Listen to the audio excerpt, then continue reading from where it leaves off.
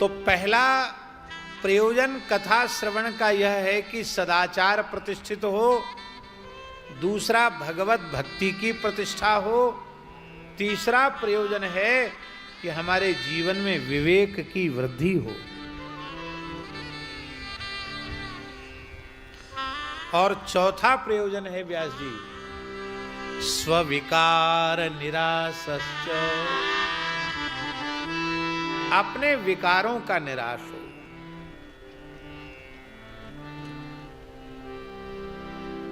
कई बार मनुष्य जीवन में सदाचार को प्रतिष्ठित करने के लिए भी प्रयत्नशील होता है, किसी न किसी अंश में भगवत भक्ति भी उसके जीवन में होती है, विवेक भी जगता है, किंतु इतना सब करने के बाद भी वह अपने अनंत जन्मों के वासना वासित अंतःकरण की मलिन वासना पर विराम नहीं लगा पाता है। तो अपने विकारों का निराश कैसे हो, सज्जन पुरुष कैसे करें? क्यों? क्योंकि जीवश्चासुरताम प्राप्ता प्रायो घोरे कलाविह। इस घोर कलिकाल में मनुष्य आसुर भाव को प्राप्त हो गए। पहले का जमाना ऐसा था व्यास जी,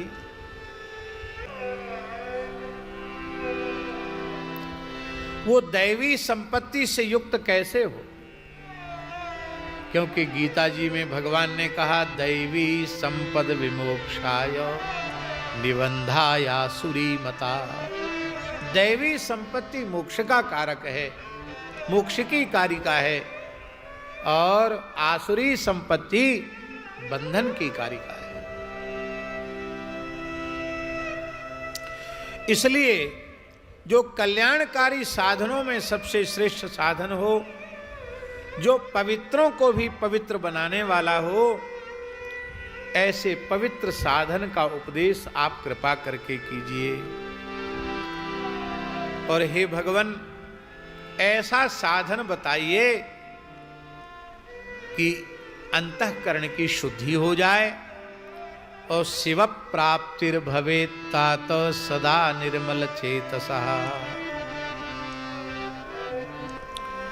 भगवान शिव की प्राप्ति हो जाए।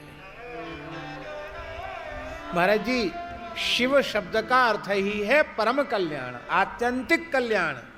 जिस कल्याण के बाद फिर कुछ शेष न रहे, अकल्याण की संभावना ही सर्वथा निरस्त हो जाए, उस तत्व का नाम है शिव।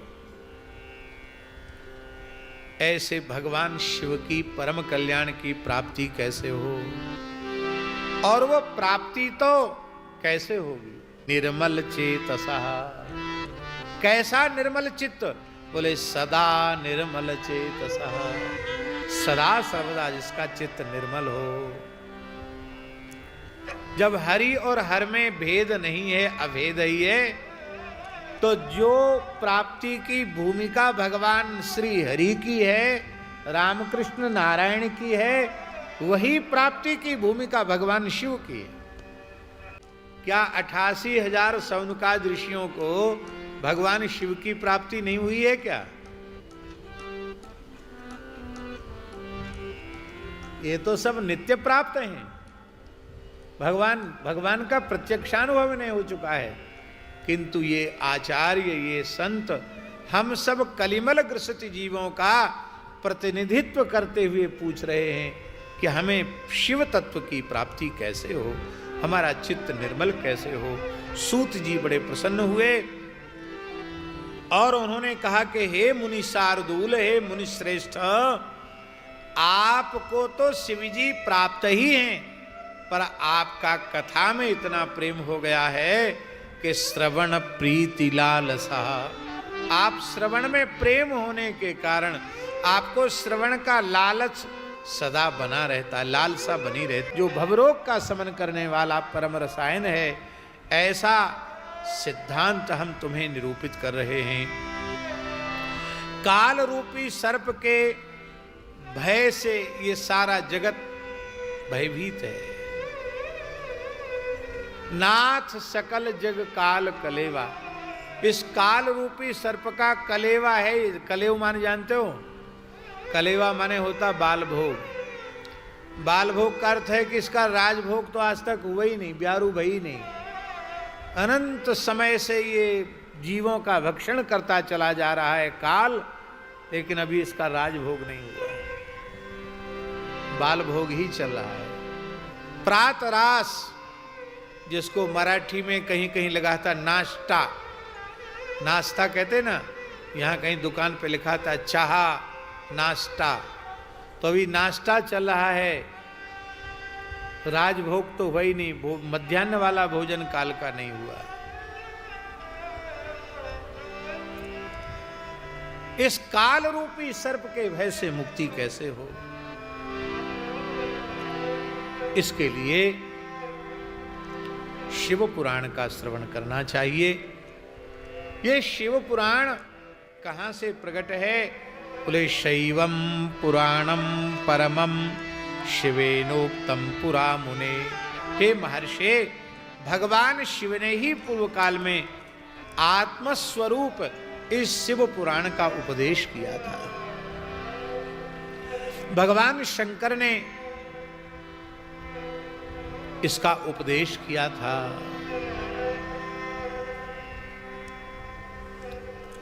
भगवान शिव ने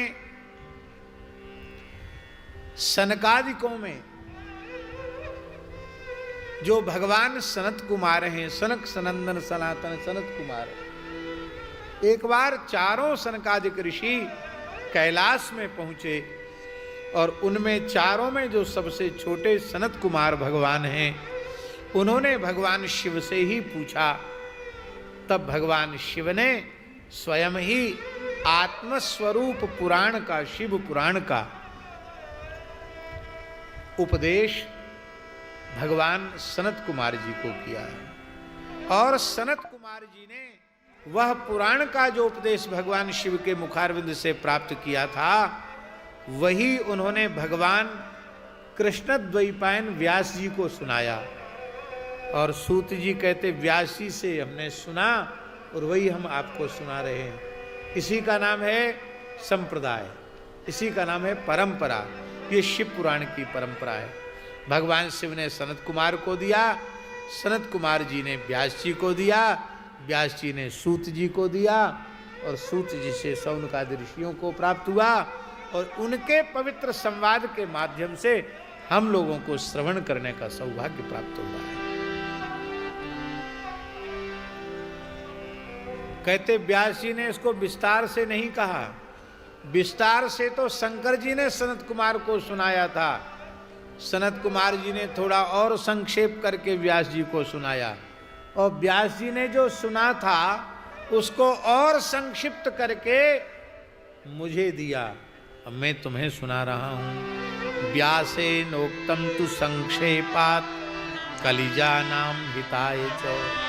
कलियुगी मनुष्यों के हित के लिए भगवान व्यास ने इसका उपदेश किया है। अंतःकरण की शुद्धि के लिए, कलिमल ग्रसित जीवों के मलिन अंतःकरण की शुद्धि के लिए शिव महापुराण की कथा के श्रवण से बढ़कर के दूसरा कोई साधन नहीं है। कई जन्मों का पुण्य संचित होता है तो किसी महाभाग्यशाली को शिव पुराण की कथा श्रवण करने का सौभाग्य प्राप्त होता है। देखो कितने सौभाग्य की बात है। परम पवित्र फाल्गुन मास है, शुक्ल पक्ष है, और आज की पवित्र तिथि पर पवित्र वेला में हम लोगों को शिव पुराण सुनने का अवसर प्राप्त हो रहा है। ये शिव पुराण परमोत्तम शास्त्र है, शिव स्वरूप है। इसलिए भगवान शिव की भक्ति करने वालों को अत्यंत श्रद्धा पूर्वक शिव पुराण का श्रवण करना चाहिए।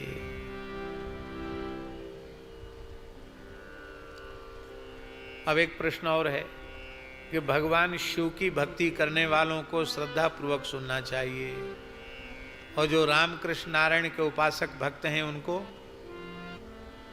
उनको नहीं सुनना चाहिए क्या? बोलो।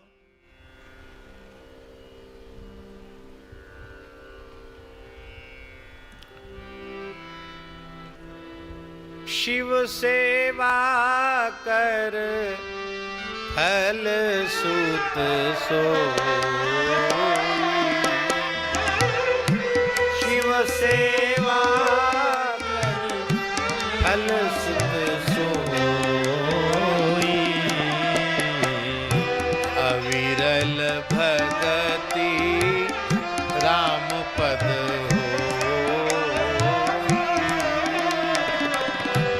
अविरल भगति राम पद होई।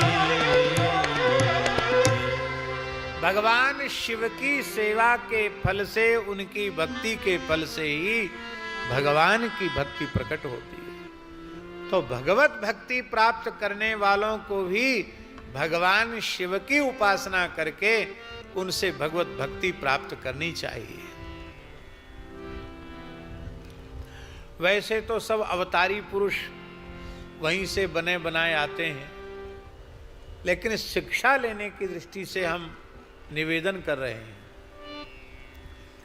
भगवान शिव ने प्रेम की रसरूपा प्रेम लक्षणा भक्ति की मधुरोपासना की जिस सर्वोच्च अवस्था में कक्षा में भक्तराज श्री नरसिंह मेहता को प्रतिष्ठित किया, क्या उस कक्षा तक पहुंचना अपने साधन से संभव था?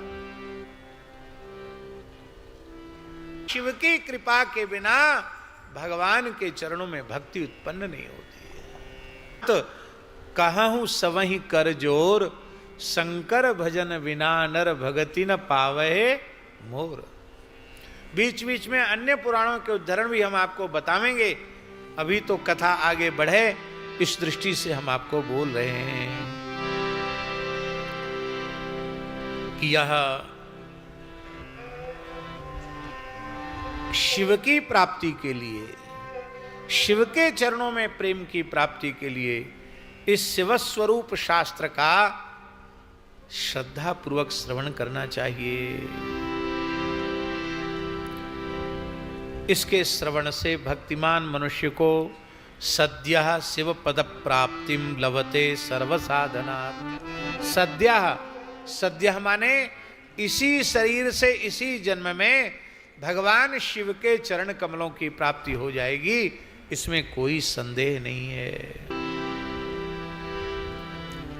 कोई मन में कामना है तो वह कामना भी अधूरी नहीं रहेगी, क्योंकि कामनाओं की पूर्ति करने में सबसे उदार शंकर जी हैं। इनका नाम ही आशुतोष है। बहुत जल्दी प्रसन्न होते हैं, बहुत जल्दी प्रसन्न होते हैं।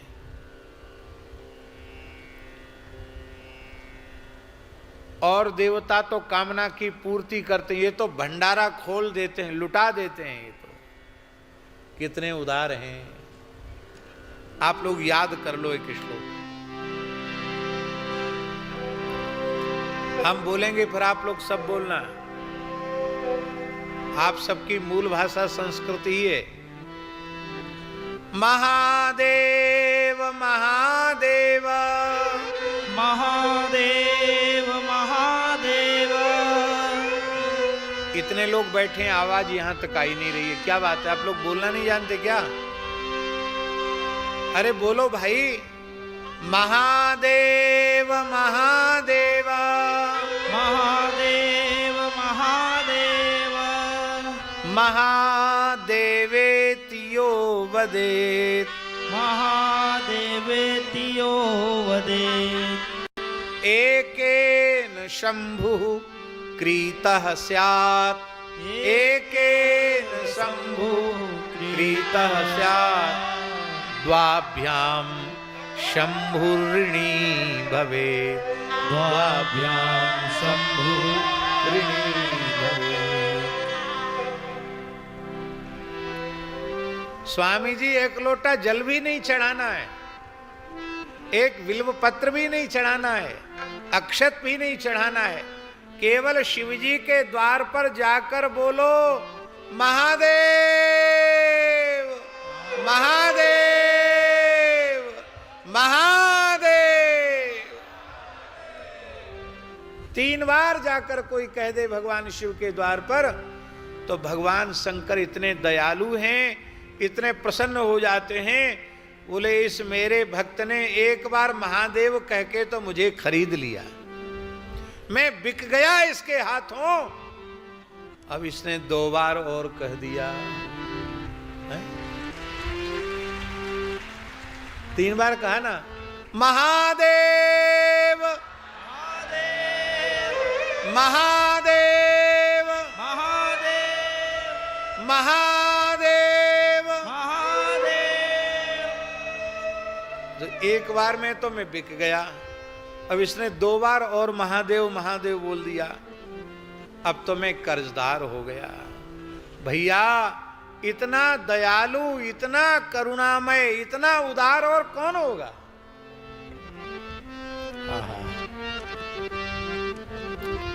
इसलिए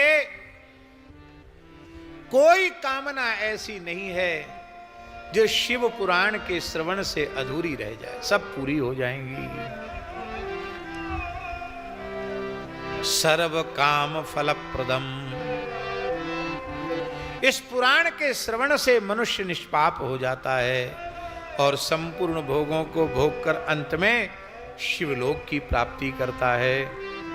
महाराज जी लिखा है, राजसूय यज्ञ,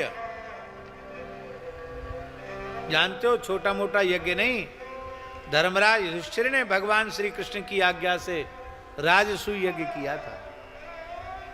वो राजसूय यज्ञ करने वाले धर्मराज युधिष्ठिर पूरी धरती पर दिग्विजय किया था उनके भाइयों ने, कोई कमी नहीं थी उनके पास, फिर भी राजसूय यज्ञ इतना अधिक धन उसमें लगता है कि युधिष्ठिर को बड़ी चिंता हो गई कि हम इतने बड़े राजसूय यज्ञ में धन की व्यवस्था कहां से करेंगे। चारों दिशाओं से धन लेके आए थे, जीत कर लाए थे, भीम अर्जुन नकुल सहदेव, कोई गणना नहीं थी कितना धन था, पर युधिष्ठिर को चिंता हो गई कि कैसे ब्राह्मणों की दक्षिणा होगी। तब भगवान श्री कृष्ण ने कहा कि मरुत का यज्ञ हुआ था, उसमें ब्राह्मणों को इतनी दक्षिणा दी गई, जानते हो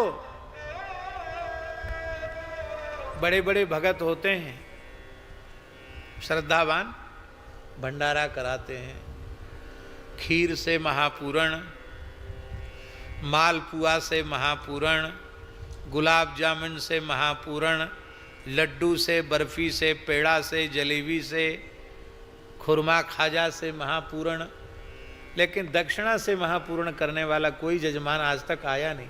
हमारे जीवन में तो आया नहीं, आपके आया हो तो पता नहीं। दक्षिणा से महापूर्ण करने वाला कोई नहीं आता।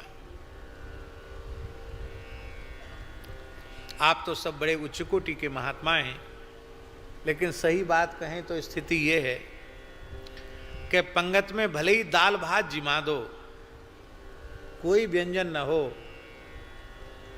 दक्षिणा बढ़िया दे दो तो रोम रोम आशीर्वाद देता है।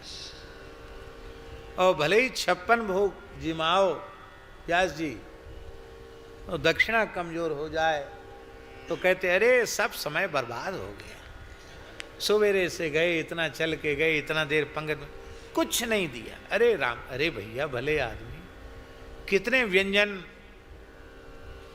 उनका नाम भी तुम नहीं जानते थे, बता सकते हो, और इतना उसने प्रेम से जिमाया, वो सब बेकार हो गया बिना दक्षिणा के। और दक्षिणा बांटने लग जाएं जजमान तो हो सकता 12 बजे पंगत में बैठे हुए लोग रात को 12 बजे तक बैठे रहेंगे। यदि लगातार दक्षिणा चलती रहे तो 12 बजे रात तक भी लोग बैठे रहेंगे, यजमानों को दर्शन देकर, आशीर्वाद देकर कृतार्थ करते रहेंगे। यजमान को हार माननी पड़ेगी, लेने वाले हारेंगे नहीं दक्षिणा लेते लेते। आज तक कोई माई का लाल ऐसा नहीं हुआ जो दक्षिणा से महापूर्ण करने वाला हो, पर भगवान की सृष्टि में सब हैं। राजा मरुत ऐसे हुए कि जिन्होंने ब्राह्मणों को इतनी दक्षिणा दी, महाराज जी इतनी दक्षिणा ब्राह्मणों को दी मरुत राजा ने, कि ब्राह्मण उसको ढोने लगे। व्यास जी ढोते ढोते 10-20 साल बीत गए, ढो नहीं पाए। अंत में उनका मन विरक्त हो गया, बोले भैया भोगेंगे कि मर जाएंगे ढोते ढोते ही। इतना सोना दिया, इतना जवाहरात दिया, कितना लाद लाद के ले जाएं। अंत में उनका वैराग्य हो गया और वो जितनी ले जा पाए ढो ढो कर उतनी ले गए, बाकी उससे कई गुनी ज्यादा वहीं पटक के चले गए। बोले जाओ, अब भर गया पेट हमारा दक्षिणा से। भगवान बोले वो सब हिमालय में दबा पड़ा है, जाओ अमुक जगह दबा पड़ा है, वहां के देवता का पूजन करके और भूमि से खोद करके लाओ। न जाने कितने लाख बैलों पर लद करके वो आया है महाराज धन। राजसू यज्ञ बातों से नहीं होता, बड़ा कठिन है राजसू यज्ञ। राजसूय यज्ञ से एक राजसूय नहीं 100 राजसूय यज्ञ करे और 100 अग्निष्टोम नामक यज्ञ करे, उससे जिस पुण्य की प्राप्ति होती है वह पुण्य शिव महापुराण की कथा सुनने मात्र से प्राप्त हो जाता है। कितनी ऊंची बात है, श्रवण मात्र से प्राप्त हो जाता है। इसलिए जो इस शिव पुराण की कथा श्रवण करते हैं, ये शृण्वन्ति मुने शैवम पुराणम शास्त्रमुत्तमम ते मनुष्यान मंतव्या रुद्रा एव न संशयः। कहते जो श्रद्धा पूर्वक शिव पुराण की कथा सुनते हैं, उन मनुष्यों को मनुष्य नहीं मानना चाहिए, उन्हें तो रुद्र स्वरूप ही मानना चाहिए, वो शिव स्वरूप ही हो जाते हैं। इस पुराण का श्रवण करने वाले जो श्रोता हैं और इस पुराण का प्रवचन करने वाले जो वक्ता हैं, उन श्रोता वक्ताओं की चरण धूलि को ही ऋषियों ने तीर्थ माना है। शृण्वताम तत्पुराणम ही तथा कीर्तयतांच यत् तत् पादाम्बुज रजान सेव तीर्थानि मुनयो विदुः। मुनियों ने उसी को तीर्थ कहा है। इसलिए जो परम पद प्राप्त करना चाहते हैं उन्हें शिव पुराण का श्रवण करना चाहिए। अब कोई ऐसा हो जो कहे महाराज क्या बताएं, हमें तो फुर्सत ही नहीं, हम नहीं सुन सकते। तो बोले वैसे 9 दिन में पारायण इसका हो जाता है, 11 दिन में भी पारायण हो जाता है, यहाँ 7 दिन में इसका पारायण निश्चित किया गया है। कहते भैया 7 दिन न सुन सको तो 1 दिन आके सुन लो, 1 दिन में ही सुन लो। बोले क्या करें, हम तो 1 दिन भी नहीं सुन सकते। तब अच्छा ऐसा करो, 1 मुहूर्त सुन लो। मुहूर्त जानते हो कितने का होता है? 2 घड़ी का 1 मुहूर्त होता है। 2 घड़ी का मतलब होता है 48 मिनट। 24 मिनट की एक घड़ी होती है पुजारी जी, 24 मिनट की एक घड़ी और 48 मिनट की 2 घड़ी, माने 48 मिनट का 1 मुहूर्त होता है। 1 घंटा नहीं, 60 मिनट में 1 घंटा होता है। 48 मिनट भी आप श्रद्धा पूर्वक सुन लो तो भी आपके कल्याण में संदेह नहीं है। और आप लोगों की श्रद्धा तो देखकर हम बड़े प्रसन्न हैं। आज पहला दिन है और पहले दिन में ही पंडाल के आखिरी छोर तक लोग बैठे हैं। अब ऐसा ही रहा कथा का प्रेम तो स्वामी जी को पंडाल और बढ़ाना पड़ेगा और इसको विराट करना पड़ेगा। वस्तुतः महाराष्ट्र की धरती जो संत ज्ञानेश्वर जी की धरती है, जगत गुरु श्री तुकाराम महाराज की धरती है, केवल 1 घंटे भी कोई श्रवण कर ले बोले क्या करें, हम तो बहुत असक्त आदमी हैं, 1 घंटे भी नहीं सुन सकते हैं, 48 मिनट भी नहीं सुन सकते। बोले ऐसा करो 24 मिनट सुन लो। कहते उतना भी हम नहीं सुन सकते। तो बोले 12 मिनट सुन लो। बोले 12 मिनट भी नहीं सुन सकते। बोले 6 मिनट सुन लो। बोलो भक्तवत्सल भगवान की। पर सुनो, श्रद्धा पूर्वक सुनो, सुनकर उस विषय को अपने हृदय में धारण करो। तुम्हारे कल्याण में संदेह नहीं है। ये शृण्वन्ति पुराणम तन्नते साम दुर्गतिर्भवेत्। जो इस महान शिव पुराण का श्रवण करते हैं उनकी दुर्गति नहीं होती है। जो इस शिव पुराण की कथा को सुनता है वो अपने कर्म रूपी वन को जला करके संसार सागर से मुक्त हो जाता है। संपूर्ण दान और यज्ञों से जो पुण्य मिलता है वह पुण्य शिव पुराण के श्रवण मात्र से प्राप्त हो जाता है। इससे बढ़कर के मुक्ति का और दूसरा कोई साधन नहीं है। इसलिए इस दिव्य पुराण का श्रद्धा पूर्वक श्रवण करना चाहिए। एक बड़ी विशेष बात लिखी है, कहते एको जरा मरः स्याद्वै पिबन नेवामृतम पुमान शंभो कथामृतं कुर्यात् कुलमेवा जरामरम। कहते व्यक्ति यदि सौभाग्य से अमृत उसे मिल जाए, दुर्लभ है अमृत, कथनचित मिल जाए तो, और वो पी ले तो पीने वाला अजर अमर हो जाएगा। किंतु इस शिव कथामृत को पीने वाले का तो कुल भी अजर अमर हो जाता है। उसको भी फिर बार बार पैदा नहीं होना पड़ता, बार बार मरना नहीं पड़ता, उसे शिवलोक की प्राप्ति हो जाती है। ऐसा यह दिव्य पुराण है। बोलो शंकर भगवान की जय। कब सुननी थी? बोले मुहूर्त तो होना चाहिए, लेकिन निष्काम भाव से तो सदा सेव्या सदा सेव्या सदा सेव्या विशेषतः एतत् शिव पुराणस्य कथा परम पावनी।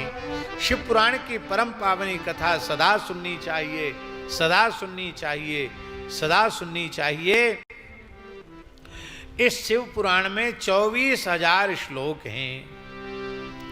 इसमें 7 संहिताएं हैं। जो श्रद्धा पूर्वक इसका श्रवण करता है भक्ति त्रिक सुसंपूर्ण शृणुयात्तम परादरात्, उससे त्रिक की संपूर्णता होती है, उसकी भक्ति संपूर्ण हो जाती है, उसका ज्ञान संपूर्ण हो जाता है, उसका वैराग्य संपूर्ण हो जाता है। गिनती करो, सबसे पहले विद्येश्वर संहिता है, दूसरी रुद्र संहिता है, तीसरी शतरुद्र संहिता है, चौथी कोटि रुद्र संहिता है, 5वीं उमा संहिता है, 6ठी कैलाश संहिता है और 7वीं वायवीय संहिता है। इस प्रकार से 7 संहिताएं इसमें हैं और 7 संहिताओं से युक्त यह दिव्य शिव महापुराण है। यह साधकों को उत्कृष्ट गति प्रदान करने वाला है। जो संपूर्ण पुराण का पाठ करता है वो तो जीवन मुक्त हो जाता है। जब तक शिव पुराण का श्रवण नहीं किया है तब तक उसे संसार चक्र में भटकना पड़ता है। इसलिए शैवम पुराणम एकम ही मुक्तिदानेन गर्जति। इस प्रकार से बहुत से पुराण की महिमा कही गई और ये कहा गया कि अंत काल में जो श्रवण करता है उसे अब भगवान शिव के परम पद की प्राप्ति होती है और अंत में वह सब कुछ जो नित्य सुनता है वह संपूर्ण कामनाओं का भोग करके अंत में भगवान शिव के चरण कमलों को प्राप्त हो जाता है।